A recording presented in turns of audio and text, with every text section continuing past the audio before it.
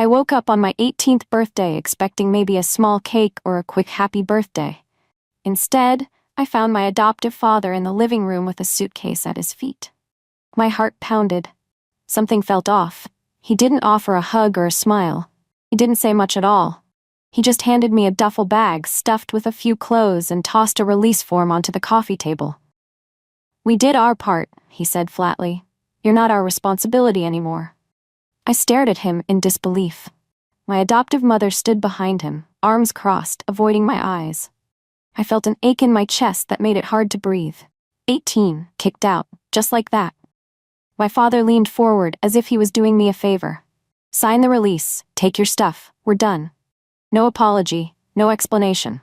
I nodded quietly. What else could I do? I grabbed a pen, my hands shaking, and signed my name. They thought I had nowhere to go and no one to turn to. But they were wrong. 2 months earlier, I'd found an old letter hidden in the attic. It told a story they didn't think I would ever discover. The night before, I had slipped the key from my father's office drawer into my pocket. I still remember the day I found it, a yellowed envelope stuck behind a dusty trunk. At first, I thought it was some old Christmas card. Then I read the name on the front. Tara Bellamy. It was my name, but not the name I'd grown up with. My adoptive parents always called me Tara Foster. Strange, right? Inside, I found a scanned copy of a will and a short note.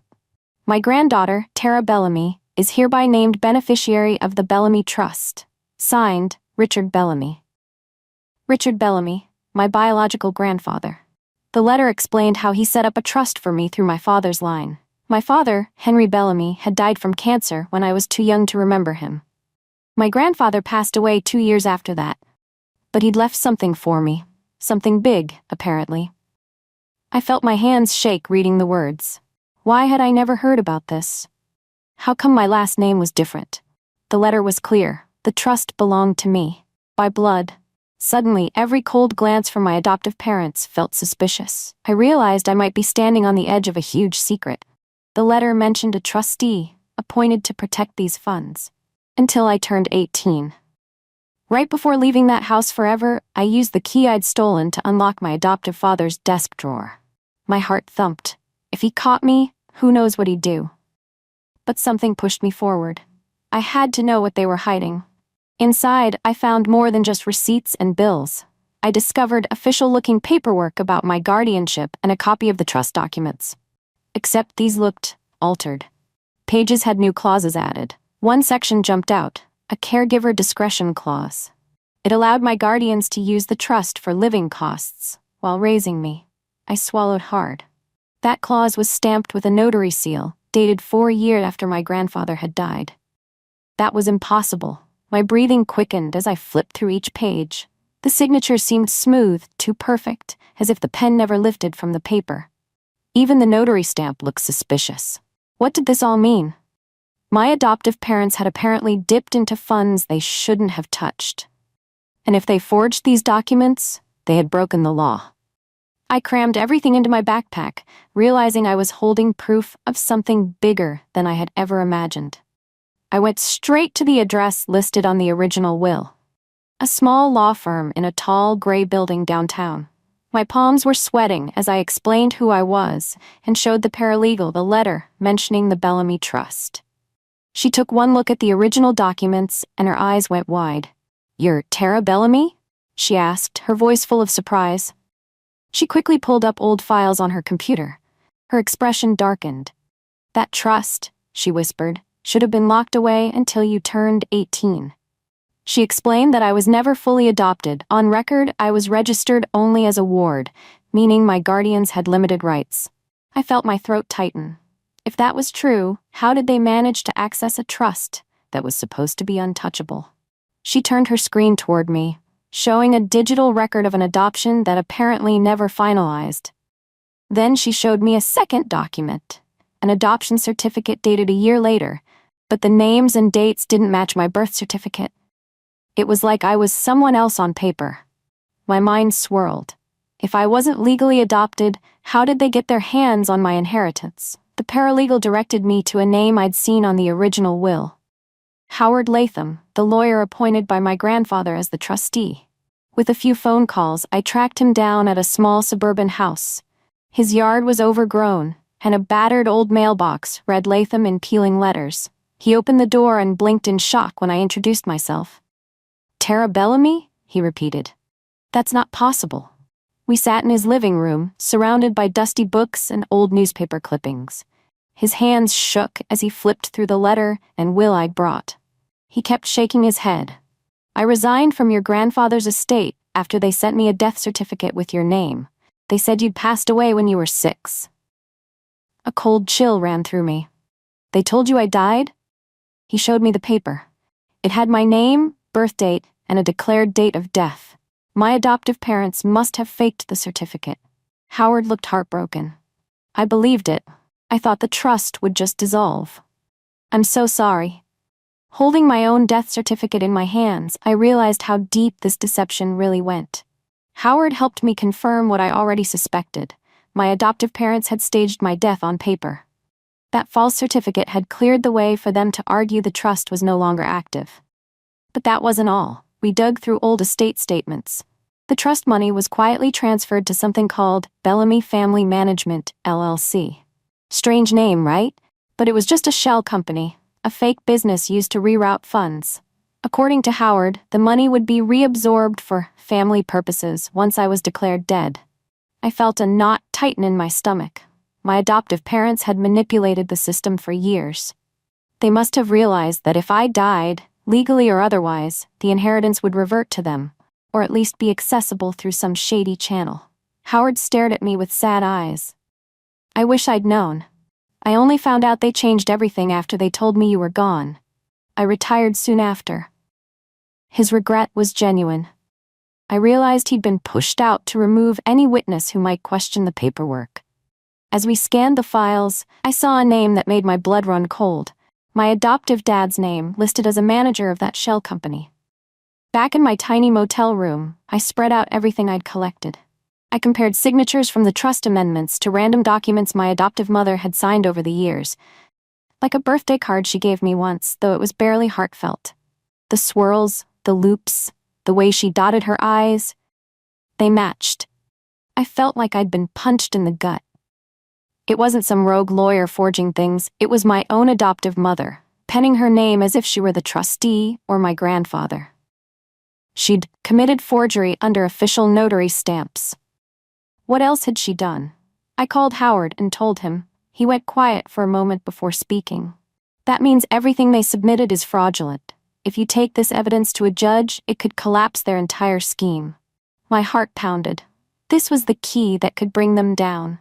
All that time they smiled at me, pretending we were one happy family. They were secretly draining my inheritance. And now I had proof. Howard's voice trembled with resolve. "I'll stand with you. I'll testify. We can reopen the case." Howard helped me use his old estate lawyer credentials to access an archived account tied to the Bellamy Trust. We logged in on a secure computer.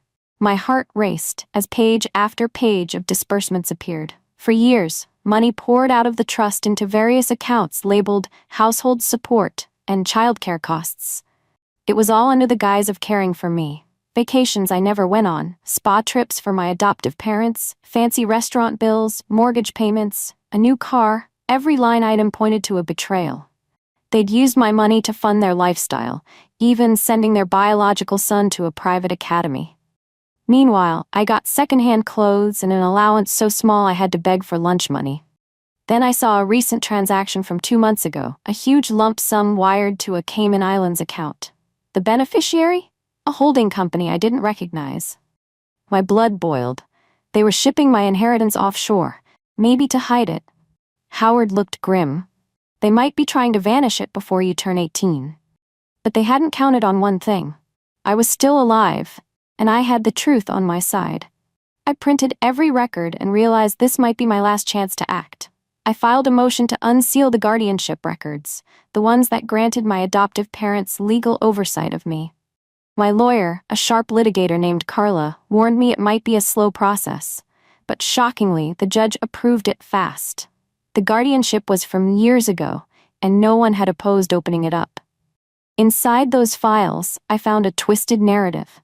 There was a psychiatric report claiming my biological mother was unstable, manic, and abusive.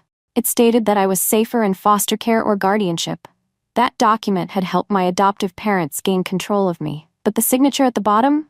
A doctor who later lost his license for fraud and overdiagnosis. Carla looked at me, eyebrows raised. They used a known fraudster to get custody. This is huge. I nodded, feeling a mix of anger and relief. Every lie was piling up. Every piece of evidence pointed to a careful plan. Discredit my real family, fake my death, drain the trust. I turned the page and found a note. Maddox family custody request denied. No further contact. What really happened to my biological mother? Buried in the newly unsealed records was a single sheet of paper that made my hands tremble. An original birth certificate. There I was, listed as Tara Bellamy, daughter of Henry Bellamy and Lauren Maddox. Under father's place of birth, I saw the stamp for a city I'd never even heard of. This was the missing piece. All my life, I thought my name was simply Tara Foster. My adoptive parents never mentioned a different last name. No wonder. If I'd known who I really was, I might have uncovered the trust sooner. At the bottom of the file was a note. Custody challenged by Maddox family, denied due to maternal abandonment.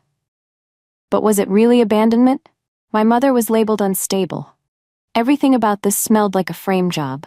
My gut churned thinking about how easily the courts were misled by my adoptive parents' false documents. I closed the file and saw one more line.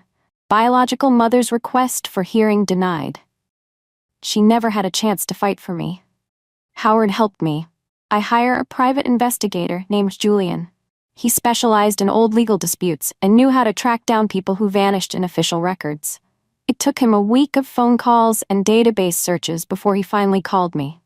"You need to see this," he said, sounding tense. We met at a coffee shop. He handed me a manila folder that felt too light to contain such heavy news. "Your mother, Lauren Maddox, filed for custody when you were 6 months old," he explained. "She showed up to court, but they never let her testify. The judge denied her request outright." My pulse pounded. "So she didn't abandon me?" He shook his head. "No, she tried to get you back. Then a few weeks after that hearing, she disappeared from the public record. No tax returns, no job listings, nothing." He paused. "But I found an old hospital intake form. She was checked in under a different name." Why would she change her name? Fear? Threats? My heart twisted imagining the lengths my mother went to in order to protect me or find me. The hospital's location was upstate. I decided right then and there. I had to go. The drive felt endless, winding through quiet roads and dense trees. My hands gripped the steering wheel. I tried not to imagine the worst. Julian had discovered that my mother, under an alias, was admitted for an accidental overdose. But was it really accidental? I arrived at the hospital's record archives, my nerves buzzing. The clerk was kind but cautious about releasing any information. Luckily, I had a letter from Howard explaining our legal reasons. After some hesitation, she led me to a back room of file cabinets. We found the documents in a thick folder. My mother was described as confused and distraught, claiming someone took her baby. She insisted that the official story about me dying was a lie. The doctors wrote that she experienced extreme stress and possible paranoia. Then she was transferred to a psychiatric facility upstate. Tears stung my eyes. She hadn't forgotten me or abandoned me. She'd been trapped in her own nightmare, labeled unstable because she wouldn't stop saying I was still alive. I stepped out of the hospital, the name of that psychiatric facility on a slip of paper in my hand. It was still open. The psychiatric center had tall fences and faded walls. My stomach felt twisted as I walked to the reception desk. I gave them my mother's name, the old alias she used, plus her real name. The nurse looked surprised, but went to check. 10 minutes later, she came back, nodding slowly. She led me to a small visitor's room with plain chairs and fluorescent lights. My heart hammered. Then the door opened, and in walked a woman with tired eyes and streaks of gray in her hair. She looked wary, but the moment she saw me, her expression changed. She whispered, "Tara?" like she was afraid to speak too loudly. How she recognized me, I had no idea. Maybe she just felt it. Tears welled up in my eyes. I'd never seen her face, but somehow, she felt familiar. We talked in hushed voices. She told me how she never believed the paper saying I had died. "I fought, but they called me insane," she said, voice trembling. "I told them you were alive, but no one believed me." She'd been trapped here for years, treated like she was delusional. Then she handed me something. A small envelope with my father's handwriting, proof that none of this was just in her head. I took my mother's envelope straight to Howard's place. He welcomed me in, setting his old reading glasses on the tip of his nose as he carefully read the handwritten letter from my father. Then he showed me something he'd kept in a safe, a sealed file from my grandfather, Richard Bellamy. This file was meant as a last resort if something went wrong, Howard explained, hands shaking as he lifted the seal. Inside was a backup copy of the trust documents. My grandfather had included a special clause. If I was ever illegally declared dead or there was suspicion of fraud, the trust could be reactivated once I turned 18, provided I could prove I was alive. The file also contained letters from my grandfather, cautioning about possible interference by outsiders who might want the money. He never named my adoptive parents directly, but it was obvious he feared someone would exploit the system.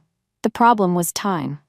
According to the clause, I had 30 days from my 18th birthday to reactivate the trust.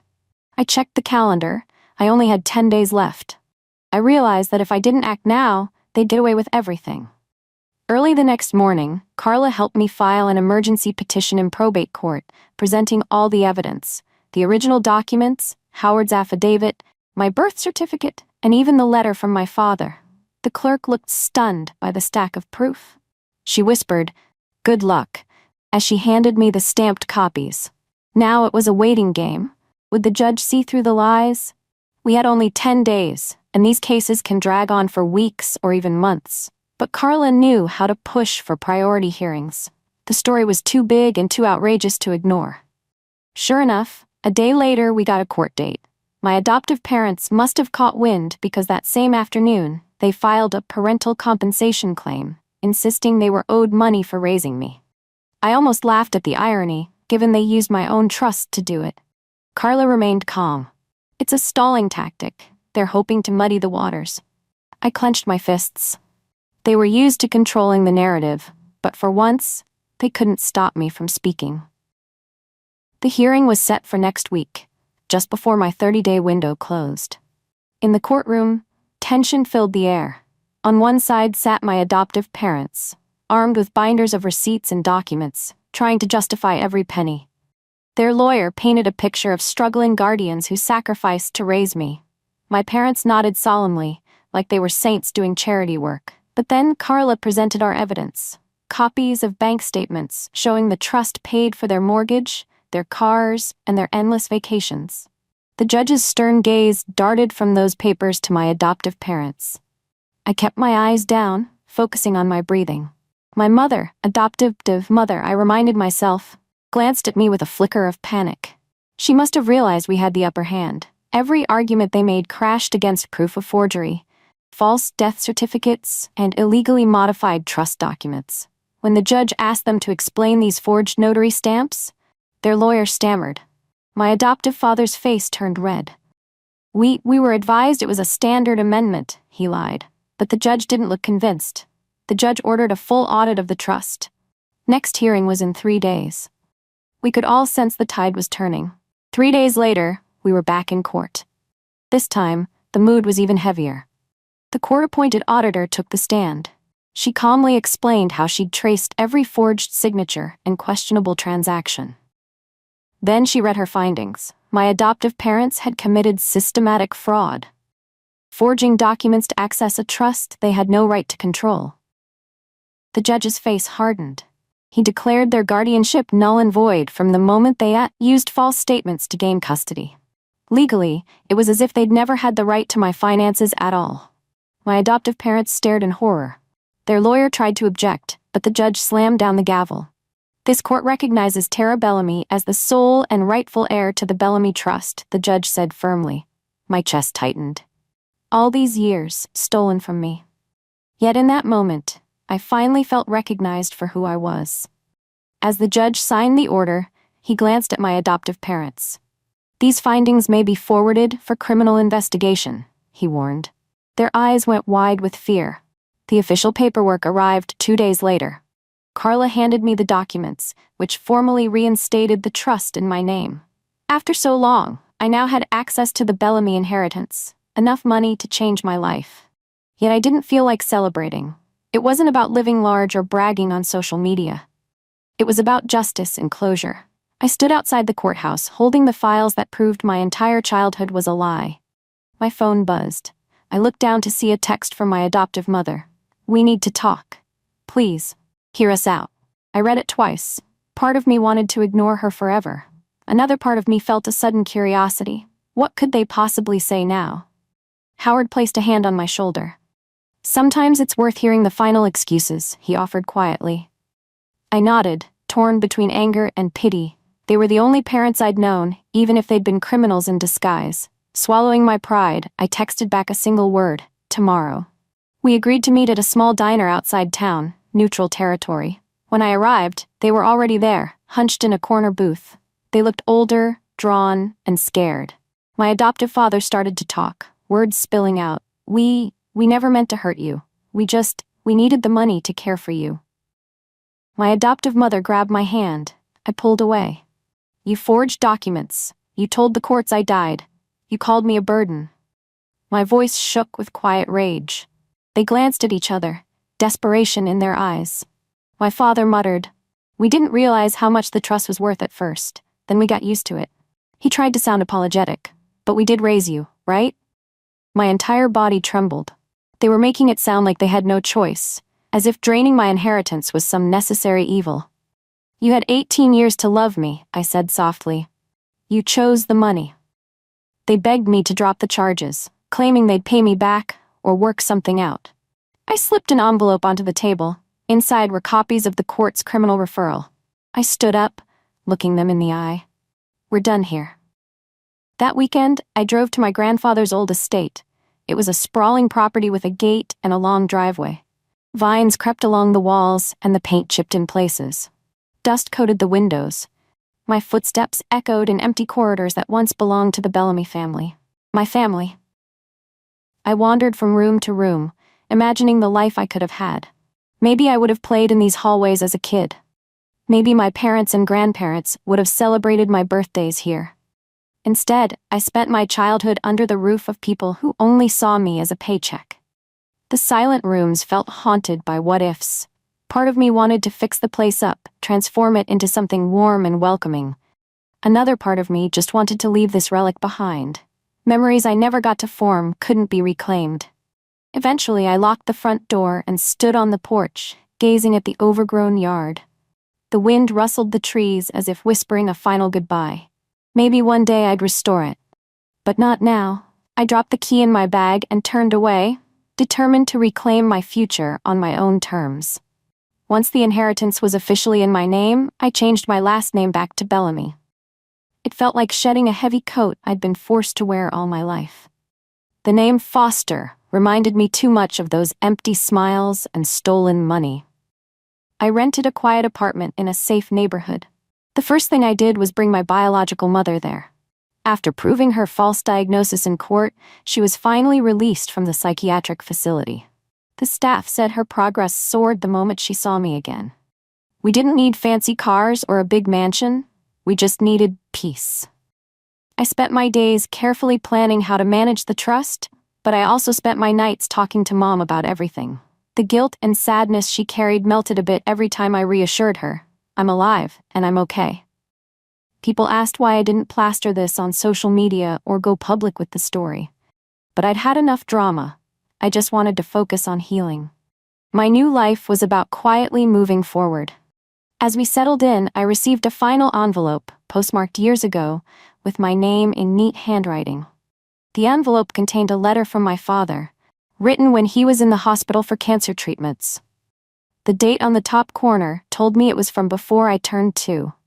My eyes blurred with tears as I began to read. "My dearest Tara, I wish I could watch you grow up. I wish I could protect you from everything that might harm you. Your grandfather promised me he'd look after you, no matter what. Always remember our family name. You are a Bellamy, and that means something. It means strength, resilience, and love." I could almost hear his voice through those pages. At the end, he wrote, "I know who you'll become. If life ever seems too heavy, remember we believe in you." A small photograph fluttered out, A snapshot of him holding me as a baby. He looked so young, smiling like he had all the hope in the world. I clutched that photo against my heart, feeling closer to him than I ever had before.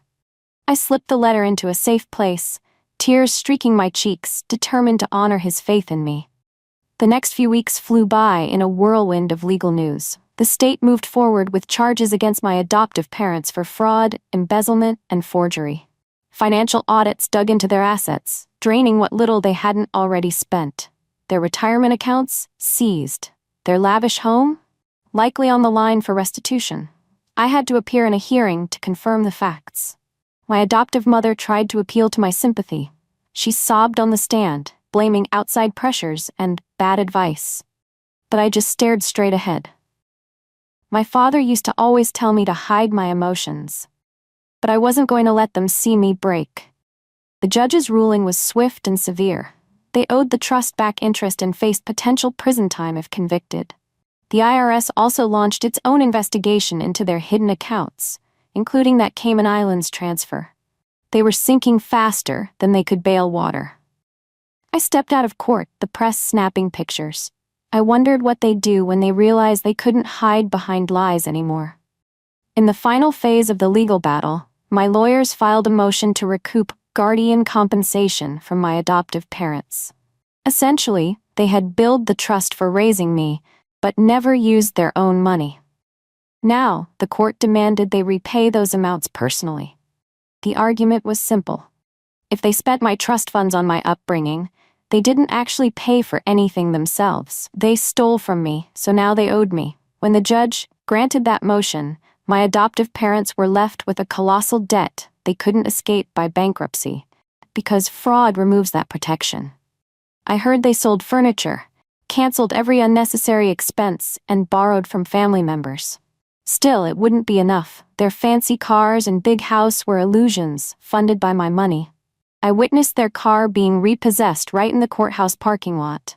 My adoptive mother broke down crying. My father tried to fight the repo agent, screaming about an appeal that would never come. I walked away, knowing their time of living off my name was finally over. After all the verdicts and rulings, I finally felt a weight lift. My inheritance was secure. The trust was restored. Justice was served. The final step was letting go of the rage I'd carried. I used part of the trust to ensure my mother got the best care available, with proper therapy and support. She'd missed so many years of my life, but at least now, we had the future. I visited my father's grave for the first time. I left a white flower, tears slipping down my cheeks.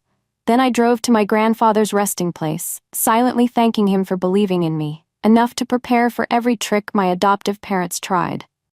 Some people might expect me to be bitter, to chase revenge forever. But I'd done enough. They lost their freedom, their respect, and every cent they siphoned from me. They would live with those consequences. Meanwhile, I got what they could never take, the truth about who I was. Now when I catch my reflection in a mirror, I see Tara Bellamy, the real one. My name, my legacy, my blood. No longer a placeholder in someone else's plan.